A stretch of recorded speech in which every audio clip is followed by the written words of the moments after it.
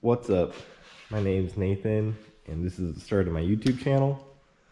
I have two cars, a 1994 Honda Civic that I have B-Series swapped and fully built the engine. Turbo is a 6266. It's CSS'd. It's good for about 700 horsepower. And the special part of this car is that it's all-wheel drive. I did the conversion myself. It was kind of difficult, but it worked out. It runs and drives. We have some small issues that we need to take care of, and then it's ready for its first trip. And then my second car, which I just picked up about a month ago, is a 1991 Toyota MR2 SW20. It is the turbo edition, so it came factory turbo, and this thing is a blast to drive. The interior is super nice. And just the other day I was driving a little aggressively and I may or may not have spun out, and now the clutch is acting goofy. So I'm hoping today we can take care of the clutch issue on this MR2. And hopefully on the Civic, I'm going to drop the fuel tank and drill into it, vent it, get it back installed, and see if it'll start up for me. And then it also needs new tow arms, but they are on the way. But I have everything taken out for them. That's why you see the wheels look so messed up. I think my long-term goal with the MR2 is to get it repainted. I'm not sure which color I'm going to do yet. I'm kind of leaning towards black just because I like how it flows with the T-tops. Doesn't look as weird. I don't know. I'm definitely going to K-swap it, so don't worry about that. K-swap it. I have a K-series here, K24A2. But I think this one's going to be going in the Civic because it's K24. It'll have more torque, and being all-wheel drive, I want that torque. And then I'll probably get a K20A2 or a Type S engine, get it built, and kind of shoot for that 500 horsepower mark, and autocross this car and drag race this car. It's kind of what I bought them for. It's kind of what I want to do with them. It makes me happy. So I definitely want this car to be able to go fast. Don't get me wrong. I mean, it'd be nice if we can spank up on some people on the street. But that is kind of the purpose of this car. So, yeah. Very hard to tell where we are, but this is the clutch assembly for the MR2. This rod right here is maxed out, so the pedal only, disengages the clutch at the very bottom of the throw, which makes it very hard to drive. So all you do is loosen this nut back here and then grab your pliers and twist this rod right here, either left or right, depends on which way you need to adjust it, and that'll bring the clutch engagement further up or further down on the pedal. And then you just tighten this nut back up and you're good to go. So I'm going to do that right now, and then I'll update you once it's done. This metal rod is what connects to the slave over here, or not slave, but clutch master, and over here to the pedal. Well, this rod is bent. It's hard to tell, but it's bent. So I'm just going to replace the whole thing. So I took it out, and I'm working on getting the master out. To do so, you got to take this plastic cover out and the spare tire as well, and then it leaves it all nice and exposed for you.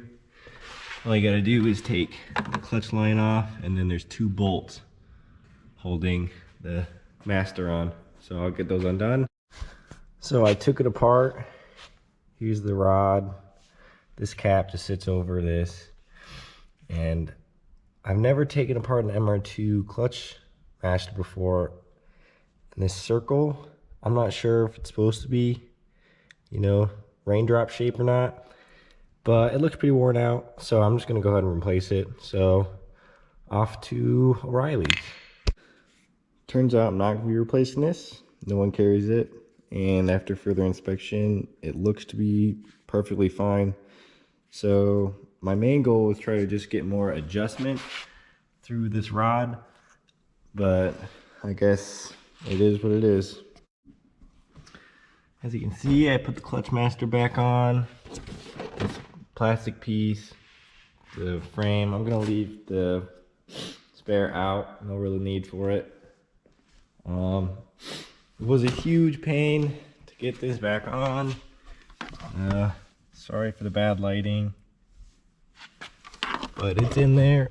Now I just need to bleed it, and hopefully this thing can be back on the road until I can order an upgraded clutch master, and then we'll do it all again. I'm gonna check over the line underneath the car just to make sure there's no leaks or punctures or anything, just to be safe. I think it's strange that it randomly started having issues, so I'm gonna double check everything, and then we'll move on to the CIVIC. Everything looks good. No lines are cracked or wet. No rust on the car, so I think it is good. It just needs to be bled and it's back on the road. So I bought this piece right here. I don't know if you can see it, but it has a metal ball on it. But basically you drill it into the top of a tank, thread this in, and it's a vent system. Basically allows air to flow out as you put it in fuel. And I think that is an issue I'm having right now. So you drill this in there, air comes out, air comes in, and if the car is ever in a rollover, this ball goes upside down, because the car is upside down, and it actually stops fuel from being able to leak out of this. So I don't plan on, going upside down anytime soon, but it is a nice little safety thing, and I don't know, it was cheap, so you might as well plan for the worst. So now I'm going to drop the fuel tank on the right and drill this in there, thread tape it, make sure it seals, put it back up, and then this will be done, and then I'll be waiting on some more parts to get it back on the road. So now I'm going to take it out, and then I will update you guys once it's out. So I have taken the fuel tank out, which is a 5-gallon fuel cell, and now I'm going to drill into it right about here. It's important that you're going to want to fill it up with water because there was E85 in here, and drilling can create sparks, sparks create fire, fire go boom. I don't want to go boom, so we're going to fill it up first, and then we're going to start drilling with a step bit because I don't have any drill bits that are that large. So here we go.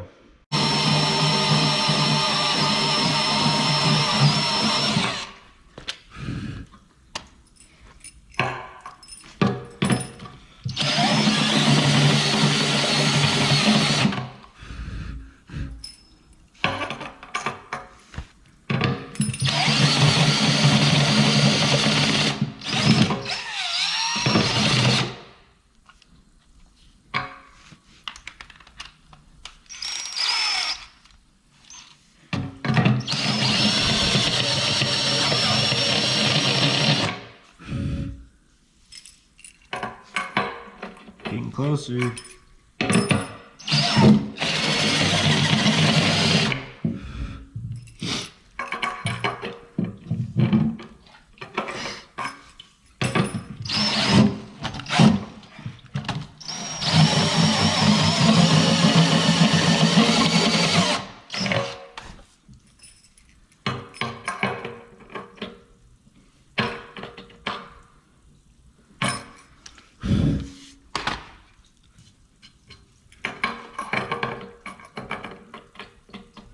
I think that's a good stopping point. I'll be able to thread tape it, thread it on. That way the threads will seal along the aluminum, I hope. So yeah. So now we're gonna put some Teflon tape on it. Fair warning, I'm terrible at this. It takes me so many tries.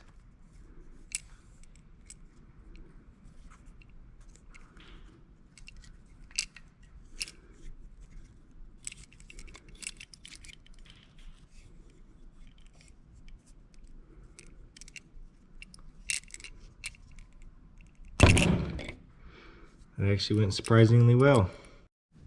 Well, the GoPro died, but I got this threaded in.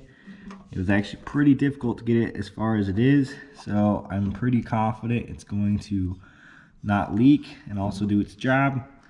Something else you can do other than just leaving it open like this is you can get a proper fitting hose and just run it up a little further that way, or out, the way it either doesn't fall on, if it does get too full, it doesn't overflow into in front of your tires or something like that, lose grip. So I will probably be doing something like that, but for right now I'm going to get it back up in the car, and that's about it. So let's do it. All right, you guys get to watch me struggle to put this tank back in. It is kind of a pain to do alone, just because it's hard to hold the tank at the right angle while also threading in the bolts. But done it once, I'm sure I can do it again. So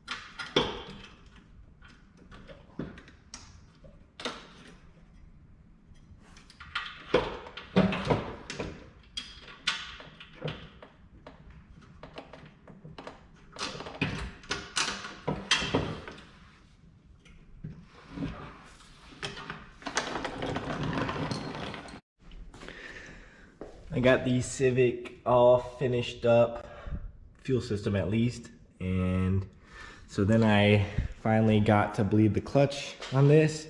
Let me tell you, it was a pain. You know, your clutch master is usually relatively close to your engine, but not on these cars. The clutch master is up front, the engine is in the back, so the line has to go from the front all the way down into the back, which means there's a lot of fluid that has to go through all the system before it can be bled properly. So you tend to make a big mess like I have. But it is bled. It did not solve my issue. I'm going to buy an aftermarket one with a longer rod. That way I have more adjustment in the pedal.